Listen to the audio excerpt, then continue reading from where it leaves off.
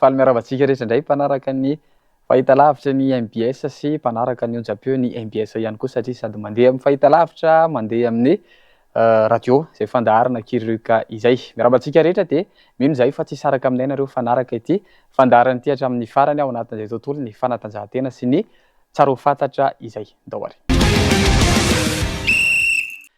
Anomboantsika ny fiarahana eo amin'ny tontolon'ny baolina lavalava zany rugby section Marovatana no resahana amintsika voalohany. Marovatana tena lehibe tokoa ny vatanzalahy ao anatin'ity rugby ity natao teny amin'ny kianjan'ny Malakam ny farany herinandro teo izay lalao Marovatana izay efa tafiditra ao anatin'ny quart de finale zany lalao izany noho izany tena mafy ny fifandonana ao anatin'izay section Marovatana izay. Tsy vita hatramin'ny farany lalao teo amin'ny CRRA sy ny GBI satria nisy ny fikasihan-tanana nataony ny mpilalao ny CRRA. Indrasana araka izany ny vaovao mikasika an'izay inona ihany koa ny sazy mety ho azon'izy ireo toy izao no mikasika an'izay sy ny voka-dalao tamin'izay lalao ny quart de finale section Marovatana izay.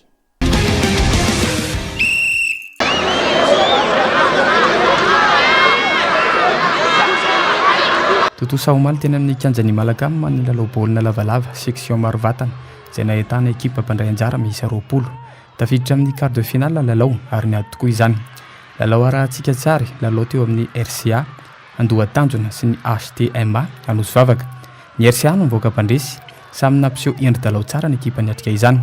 Lalao ekarana régional moa ty fifaninanana ity noho izany dia tsy maintsy nameny tsara indrindra ny ekipa tsirairay avy. Ho an'ny lalao teo amin'ny CRRA Andohatampenaka sy ny GBA Ankasina dia tsy vita hatramin'ny farany lalao satria nisy ny fikasihan-tanana nataon'ny mpilalao ny CRRA ny mpitsara. Indrasana hatreto ny sazy mifanaraka amin'izany. Hatreto aloha dia namafisy ny tompona andraikitra trano tsy fampian'ny kianja ilalovana na ny fanazara-tena. Eo ihany koa ny fanofanana ho an'ireo mpilalao mba ahafahana manaraka tsara amin'ny fitsipika sy ny fitsipika amin'ny fe ho an'ny taranja baolina lavalava. Toy izao ny voka-dalao tao anatin'ireo championnat Marovatana rugby izay. Lalao voalohany match deuxième division féminine CEA Andranomanalina nifandona tamin'ny SBC Besarety nisaraka tamin'ny 3 no 4-20. TTM Tongarivo nifandona tamin'ny CSA Andavapofotra nisaraka tamin'ny 9-20 no 5-20. Asafa 67 hectares nifandona tamin'ny FTMA Andohatampenaka nisaraka tamin'ny 9 no 13. RCA Andohatanjona nifandona tamin'ny HTMA Anosivavaka nisaraka tamin'ny 9-20 no 15. CRRA Andohatampenaka nifandona tamin'ny GBA Ankasina nisaraka tamin'ny 10 no 20 izay lalao tsy vita hatramin'ny farany. Rehefa navitan'ny quart de finale zao match voalohany indrindra TTM contre CSA Andavapofotra zay rehefa navita dia ny manaraka Asafa nanao tamin'ny FTMA dia farany teo zao le nijerentsika teo HTMA Anosivavaka contre RCA Andohatanjona. Dia match farany ity i GBA Ankasina contre CRRA Andohatampenaka. Ny dinian'ny section Marovatana zany ny ampiroboroban'ny teknika amin'ny faritra Andravoahangy. Hatramin'izay aloha zany fanomanana lalao miankina amin'ny kluba tsirairay avy fa ny tena tsy fahampian'ny terrain zany ny problème kely tao amin'ny Marovatana rugby. Zay nahazo finale amin'ity championnat ny première élite communale dia manao intersection ekarana régional. Eny zany tena mila formation be da be aloha le joueur sy ny papy encadrement koa zany mila mianatra. Zay zany ao anatin'ny baolina lavalava trano fa ny top 12 no anoizantsika anazy zany hoe ilay sokajy ambony indrindra ao anatin'izay baolina lavalava ho an'ny eto Madagasikara manokana izay satria ireo 12 manana ny club tsara indrindra no tafiditra ao anatin'izay top 12 izay.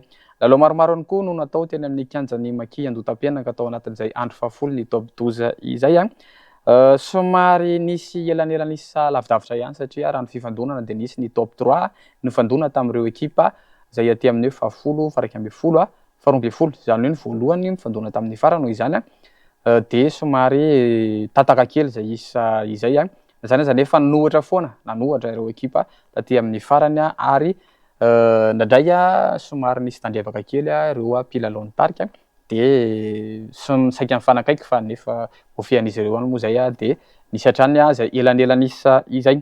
Raha antsika andresadresaka ny fanaovana tamin'ny Irzo izy moa zany de tompon'andraikitra anatin'ny club CEA Andramanalina. Raha antsika mikasika izay.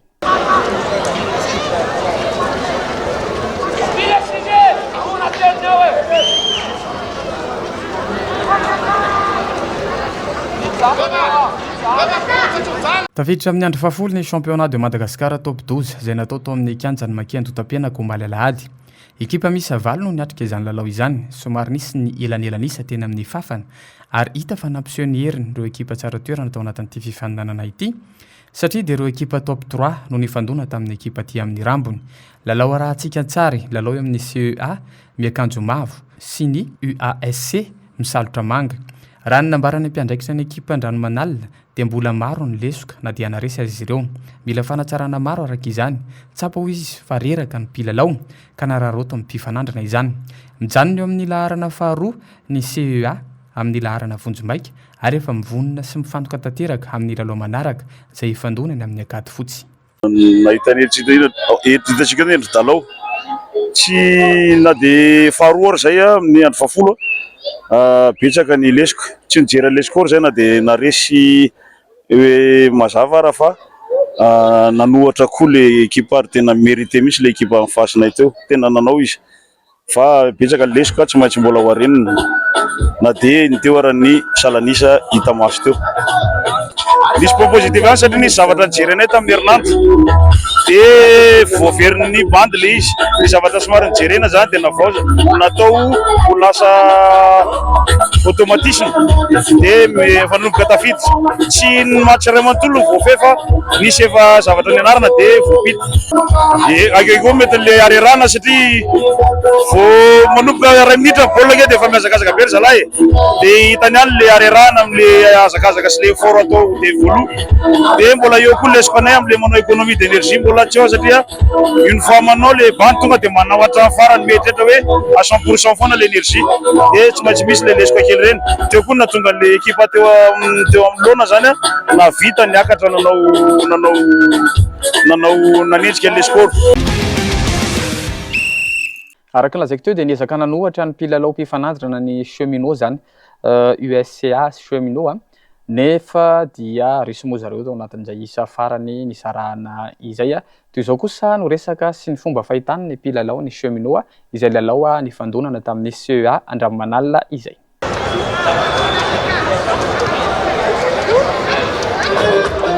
Raha ho an'ny UASC cheminot kosa dia mafy ny lalao ny mpilalao. Nisy baolina very maro, manafika tsara izy ireo fa rehefa eo amin'ny 10 metatra alohan'ny en-but dia misy tolotra tsy mety na manao atsoina.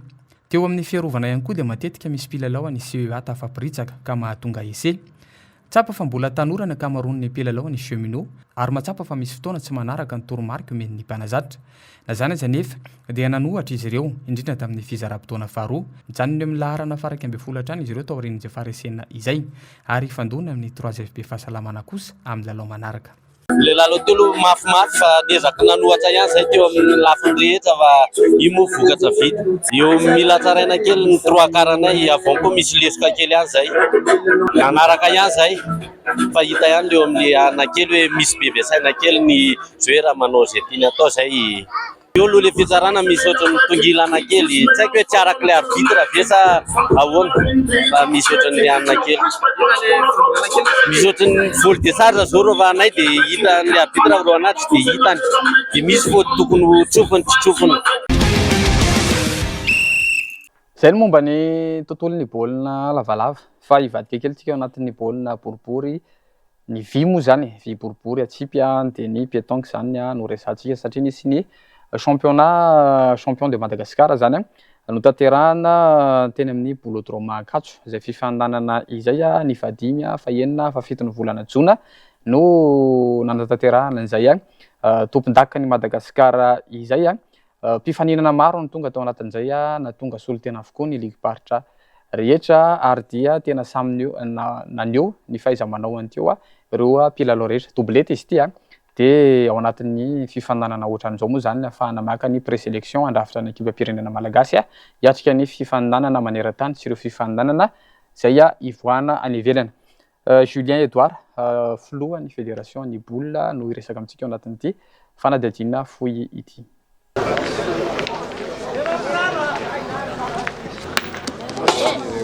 Totosa soamantsara ny farany herinandro teo ny fiadina ny tompon-dakany Madagasikara olon-droa miaraka teo amin'ny sokajy efatra izay natao tao amin'ny bolodrome Ankatso ny 5, 7 ny volana Jona ary nahatratra 730 ireo mpandray anjara tao anatin'izany. Raha 709 ny lehilahy, ny ambiny kosa dia sokajy hafa. Natokana ho an'ireo mpilalao mananakara-pilalaovana izany fandraisana anjara izany. Fifandanana toy itony dia ahafahana manao présélection ho an'ireo ekipa andrafitra ny ekipam-pirenena malagasy hiatrika ny fifandanana iraisam-pirenena. Hita sapa fa manatalenta tokoa ny malagasy ao anatin'ny taranja tsipika kanety be ary maro ny liana amin'izany. Toy ny fanatanjahantena maro eto amintsika moa dia mila fanohanana sy miantso ireo vonona hiara-ombinantoka amin'izy ireo ahafahana hampandroso sy harovana ny vonina pirenena ny taranja tsipika kanety be. Na tonga solitena avokoa ny ligiparitra tsiraray avy ary ny zotra-pilaminana avokoa ny lalao rehetra.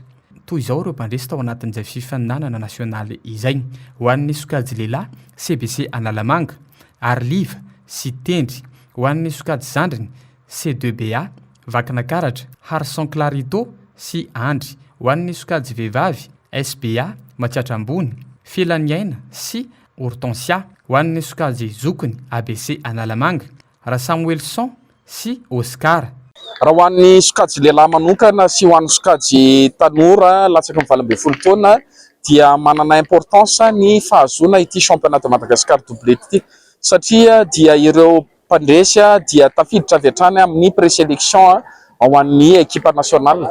Izany hoe tafiditra présélectionné izy satria amin'ity taona ity ho an'ny sokajy lehilahy manokana dia misy ny tournée estival ary misy ihany koa ny championnat du monde izay tanterahana ny Thaïlande amin'ny volana novembre. Raha ho an'ny sokajy tanora kosa dia ny championnat du monde izay ho tanterahana any Santa Susana Espagne ny antony atafidirana sy tokony atafidirana anatin'ny présélection izay ho tanterahana amin'ny faran'ny volana Jolay sy fiantomboan'ny volana Aogositra 2024.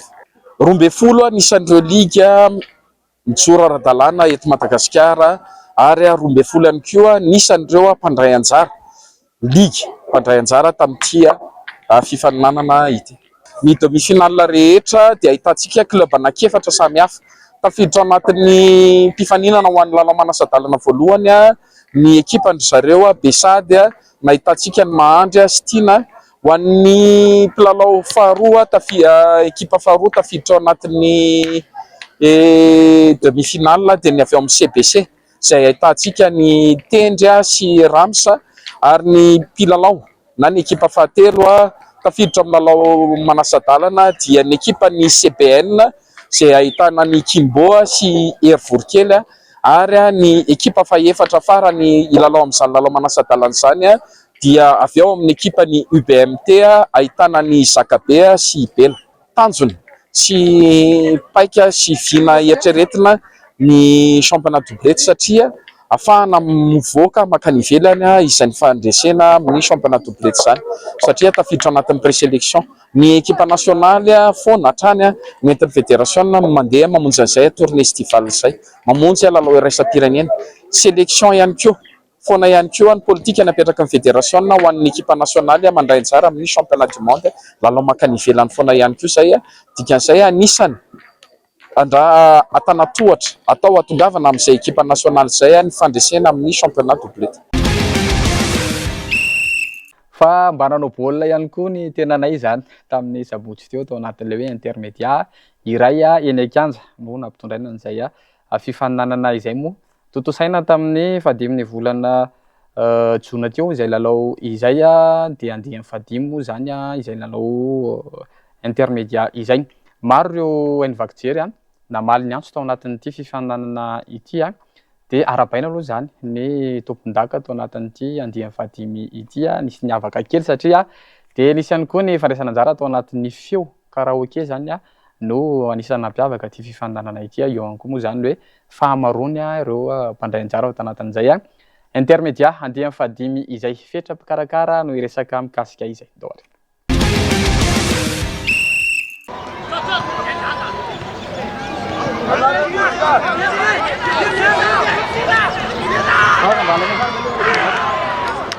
Nampiseho firaisan-kina ireo mpiasan'ny Envakjery ny sabotsy lasa teo teny amin'ny stade annexe Bariama Masina nandritra ny intermédia andeha amin'ny fadiny hetsika ara-panatanjahantena ny arahan'ireo mpiara-miasa eo amin'ny tontolo ny Envakjery no karakarainy ny fikambana mpanao gazety ara-panatanjahantena. Norombahan'ny ekipan'ny Ilotsera ny laharana voalohany teo amin'ny lalao baolina kitra raha ny fandona tamin'ny Jumin izay nisaraka ady sahala teo amin'ny fotoana ara-dalàna ka niditra tamin'ny fandakana ny tir-au-but. Ny ekipan'ny Orange Actu kosa no nahazo ny laharana voalohany rehefa nifandona tamin'ny ORTM ka nisaraka tamin'ny isa 5-20 taranja basketball. Ny faninana tao anatin'izany ihany koa ny taranja tsipy kanety be izay nampisongadina ny ekipan'ny RNM teo amin'ny sokajy triplette, ny arahany Mamra Zanakoto, Anjara Soa, Alivy ary Léonel Messi ka nandrombahany ny amboara. Mbola ny ekipan'ny TVM ihany koa no nitana laharana voalohany teo amin'ny sokajy doublette. Anisan'ny nampiavaka ity antsika andeha fadimy ity ihany koa ny fifaninanana karaoke izay nazahoan'ny herim-panao gazety ny feon'ny vahoaka laharana voalohany. Nanaraka azy tao ny anja mpanao gazety ny Jumin ary laharana fahatelo Njakarandry ao amin'ny dépêche informative taratra. Nandray anjara mavitrika tamin'ny iray ny kianja ihany koa ny ekipan'ny MBS Radio TV teo amin'ny taranja baolina kitra. Navelom-boly ny zava-bita rehefa nahazo fandresena roa ohatra ny fandona tamin'ny Cool TV. Zava-dehibe raha teo ny fanehoana firaisan-kina eo amin'ny samy mpiara-miasa amin'ny vina sy ny fomba fijery ary ihany koa ny fiarahana miaraka eny ambonin'ny kianja. Ny intermédia dia manana teny iraisana hoe iray ny kianja. Ny antony hoe iray ny kianja, ny antony anaovana hoe iray ny kianja amin'ny alalan'ny fanatanjahantena anaovana anazy. Satria isika dia any anaty rotoroto foana ny asantsika. Ity intermédia ity ahafahantsika mifankafantatra, mifankahalala, fampijery amin'ny tare. Ankoatra ny hoe hita anaty fahitalavitra sy ny feo sy lahatsoratra ohatr'izany zany ahitanantsika dia ity tsika no hita. Nahafa-po ny vokatra tamin'ity taona ity raha izao aloha zany. Fa ety amin'ny kianja ety amin'ny alalan'ny fanatanjahantena dia nahatambatra iray zany rehetra zany. Eto ny maresy tsy bodina ny resy tsy akoraina. Fa izahana foana ao anatin'ny fifankatiavana, fihavanana, firaisan-kina no anaovana ny zava-mandoany ety. Ahitana sotroka tena avy any amin'ny faritsika, ahitana Tsirabe, ilay anjara tamin'ny foty sy ny pétanque. Ohatran'izay nampiavaka an'ity andiana. Fadimy ity ihany koa. Misy ny concours-na karaoke, izay maro koa mpandray anjara, tsy nampoza ny mpikarakara izay fa tena maro. Mahay mihira daholo ny mpisehatra amin'ny haino aman-jery zany. Amin'ny resaka renfort iny moa zany efa nampahafantarina hatramin'ny voalohany. Efa nilaza izay mpikarakara hoe raha misy olona tonga eo ambony terrain ka hitanay, dia tena nahita izay androany. Dia tonga dia nesorina teny ambony kianja. Araka ny hoe manao zavatra tsy mora. Isika koa tsy hoe mpisehatra amina fanatanjahantena be hoe manao ahoana. Fa io zany ny antony nanaovana an'ireny hoe ohatr'izao ny règlement, ohatr'izao ny règlement dia fikaonan'ny mpikarakara sy ny arbitre. Itsika no mametraka hoe ohatr'izao ny règlement antsika. Efa somary faraparana sady ny fiarahantsika eo amin'ny taranja échec no resantsika manaraka. Maninona moa zany mipetraka amin'ny fanontaniana hoe échec tena fanatanjahantena tokoa ve ny échec? Dia niresaka tamin'ny filohan'ny fédération ny échec ny tenako dia namaly izy hoe eny ao anatin'ny fanatanjahantena tokoa ny taranja échec satria maninona? Ny olona manao échec dia milalao mandritra ny adiny enina, adiny 10, misy adiny 7, misy mihoatra an'izay ao anatin'izay taranja izay. Ka raha olona tsy mpanao fanatanjahantena fa mipetraka fotsiny ianao zany hoe tsy manetsiketsika vatana, tsy mampiasa saina dia tsy havita an'izany zavatra izany mihitsy. Ary hita be izy io rehefa anatin'ny fifaninanana iraisam-pirenena sy hoe avoleta ilay olona tsy manao fanatanjahantena zany satria mora resy lasa hoe rehefa mandroso zany ilay fotoana rehefa mihoatra ny adiny 2, adiny 3 dia efa tsy miasa mafy intsony ilay saina dia iny ny araraotan'ny adversaire ahafahany mandresy anao. Noho izany ny mpilalao ny échec rehefa niresahana izy ireo amin'ny ankapobeny dia manao fanatanjahantena hafa hazakazaka ohatra, manao ihany koa izy ireo ny basket, baolina, ny ankamaroany ny fanatanjahantena dia ataon'ny mpilalao ny taranja échec avokoa ary ao anatin'ny fanomanana tokoa zany fanatanjahantena izay. Ny fafito sy ny favalo ny volana jona teo no totosa teny amin'ny bibliothèque nationale teo ny tournoi scolaire FMJE 2026 zany. Izy ity zany dia ahafahana mijery ireo ekipa hiatrika ny stage Afrique zany izay ao anatin'ilay stage Afrique indray ahafahana miatrika ny tournoi champion du monde scolaire izay. Noho izany misy fifantenana telo zany ahafahana hiatrika an'izay champion du monde izay. De misy manantena moa zany ny filoha ny nambarany fa anana mpandray anjara antsika ary hiaro ny vonam-pirenena ao anatin'izay taranja échec izay. Joanna no resaka amintsika filohan'ny fédération ny échec.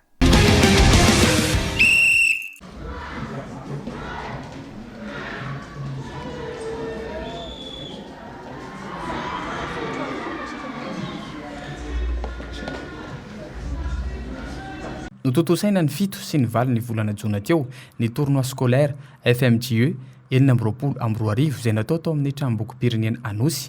Natratra 510 ireo ankizy tonga nandray anjara tamin'izany ary sekoly tsy miankina maromaro no namaly ny antso. Tanjona amin'ity fifaninanana ity ny fatenana ireo solitenan'i Madagasikara hiatrika ny stage Afrique atao ny fahenina hatramin'ny 1 ny volana Jolay izay atao ny Cape Town Afrique du Sud. Ary amin'izany fifaninanana izany no ahafahana mandray anjara amin'ny fifaninanana maneran-tany natokana ho an'ny mpianatra. Araka ny nambaran'ny filoha dia mahavelom-bolo ny fahaizan'ireo ankizy ary azo atenena tsara ny resantsika anjara amin'ny fifaninanana maneran-tany, indrindra moa nazahoantsika vokatra tsara mba ho reharehan'i Madagasikara amin'ny taranja échec. Mialohan'izany anefa dia mbola maro miezaka tokony atao, ao anatin'izany ny fanofanana ireo ankizy, eo ihany koa ny fanohanana ara-bola sy ara-pitaovana. Mbola vitsy mpafantatra ny taranja échec ary ao anatin'ny vinan'ny fédération ny fampahafantarana izany amin'ny daholobe. Miezaka ihany koa izy ireo ny hampiditra ny échec ao anatin'ny fandaharam-potoanam-pampianarana satria tsapa fa mamiratra ireo ankizy tia sy milalao izany. Efa manomana ihany koa ny fédération amin'ny fivoahana sy ny fandaharam-potoana hafa. Zany hoe manao anti-national aty zany dia manao ny stage Afrique dia vitsy zay vao manao ny finale amin'ny championnat du monde scolaire raha ohatra ka tafiditra ao anatin'izay sélectionné amin'ny stage Afrique zay. Ny équipe nationale raha ihany sélectionné hiatrika an'izay stage Afrique zay. Ny équipe anankiray misy olona 4 dia remplaçant anankiray dia ny remplaçant moa zany maha remplaçant anazy tsy voaterisy fa olona 4 mandrafitra ny ekipa iray. Ie, manana fanantenana betsika amin'ny hiatrehany ankizy satria tsika mana-talenta. Ny ankizy zao efa betsaka amin'ireo ankizy ireo ny efa maresy ny olon-dehibe anatin'ny sokajy open moa zany dia manana espoir zany tsika amin'io championnat d'Afrique io sy voalohany amin'ny ekipa scolaire eo moa zany dia tohanana hatrany. Fandaharam-potoana hafa misy maromaro raha fivoahana eo amin'ny sehatrirasam-pirenena andresahana. Atsoato zao misy ny tournoi ny pays membre de la SADC izay andray anjara ihany koa Madagasikara amin'io. Amin'ny septembre ihany koa misy ny olympiade, izy io zany championnat du monde par équipe ho an'ny sokajy taona rehetra zany izy io open zany dia efa manana ny équipe sélectionnée mo Madagasikara, équipe lahy sy équipe vavy. Araka ny hitanao aloha zany anisan'ny hatsarainy voalohany ny structure ny ahafahan'ny ankizy milalao, ny côté logistique zany sy ny resaka salle, ny any amin'ny resaka prix ihany koa efa nisy fanatsarana nataonay ary tohizanay zay mahakasika ny fanomezana lanja bebe kokoa any vehivavy anatin'ny taranja, na io mpilalao na io misehatra anatin'ny tontolon'ny organisation na tournoi na ny arbitrage dia esaka zany zay ampitombon'izay isan'ny vehivavy zay. Ny alohan'ny ankizy ambony indrindra zao Iana Masambatra izay fantatsika vao aingana teo fa champion d'Afrique tamin'ny sokajy taona U14.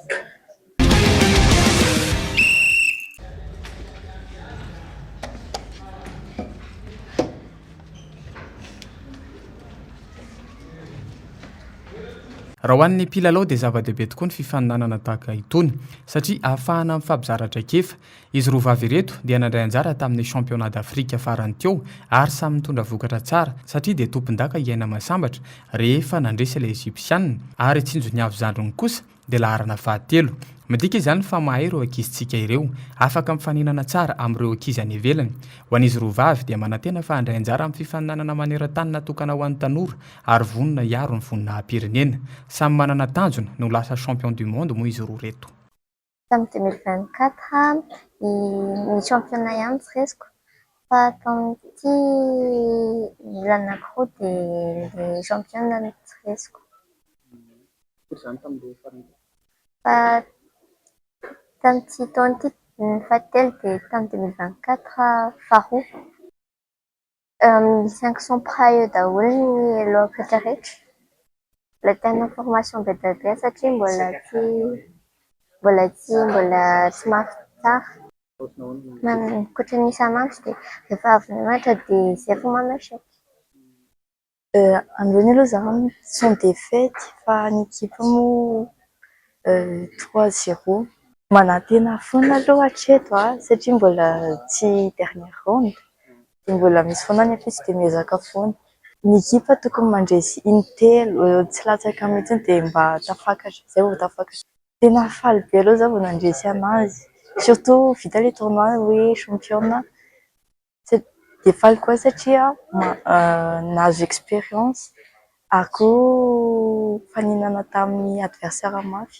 Tena mafy be mihitsy izy any satria efa samy mikotrana daholo dia efa samy miomana izany dia tena hoe tany amin'ny farany izy vao fantatra na hoe ho tafakatra amin'izay dia 8e ronde nandresy an'ilay égyptienne.